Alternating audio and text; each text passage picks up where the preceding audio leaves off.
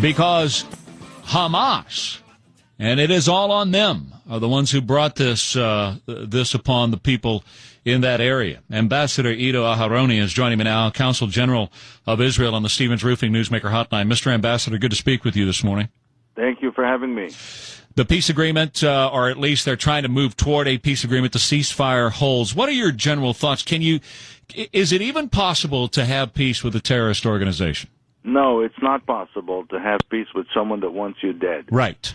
This is the simple truth. Hamas is no different than Al-Qaeda.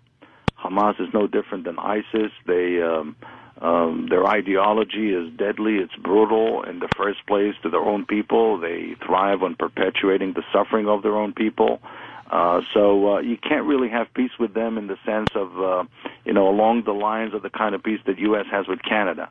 What you can do with them is create a livable situation based on deterrence. What does it mean, deterrence? Their recognition and knowledge that we will not hesitate to use our military might in order to protect ourselves. And that's thank God there's somebody like a Benjamin Netanyahu who believes in that and who does it and coalesces the nation behind him and says, we're going to go in and take care of business. And once we're done taking care of business, that's when we're going to leave, which is exactly what was done over the past couple of weeks in my view. And it doesn't appear to me that he would hesitate to do it again if necessary, Ambassador.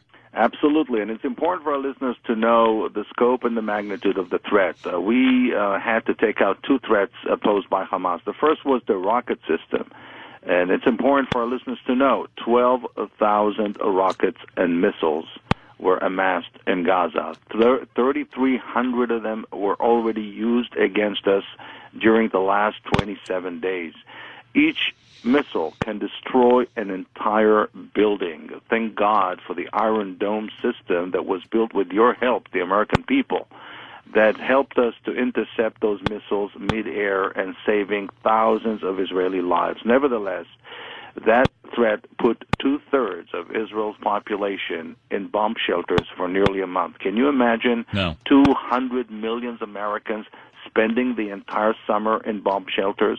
That's the first threat. The second threat that we need to take out was, of course, the threat posed by the massive network of tunnels that they put in, penetration tunnels, offensive tunnels that are meant to allow them to attack in Israeli territory. They poured billions of dollars in the last 6 years building those tunnels. And let me remind our viewers, not even one new hospital was built in Gaza by Hamas during that time. Not even one university was built since they took over in 2006. Not even one bomb shelter was built since they took over in 2006. Well, and a lot of that money itself that went to build those or buy those rockets and also to build those tunnels came from Israel, because Israel gives a bunch of money to the people in Gaza. Well, what we do, we give them by law their Social Security money that is being processed through our system. It goes to the Palestinian Authority, which is not Hamas. Unfortunately, one of the grave strategic mistakes committed by the Palestinian Authority is the formation of their political alliance several months ago with Hamas, which is a terrorist organization recognized as such by the entire international community, not just by Israel, by the United States, by the UN, by the EU. And we have a former president here in Jimmy Carter who says we ought to legitimize Hamas and bring Israel up on war crimes. Absurd. Well, the international community is very clear about this. If Hamas wants to be legitimate, what they have to do is three things. They have to accept Israel's right to exist in peace and security as a national homeland for the Jewish people. They have to recognize all past agreements signed between Israel and its Arab neighbors, with Egypt, with Jordan, with the Palestinian Authority. And, of course, most importantly, they have to renounce and denounce terrorism. They have to completely disarm themselves. And once they do all those three things, they will become a legitimate partner in the eyes of the world. And they're not going to do that. Ambassador, thank you. I appreciate your time.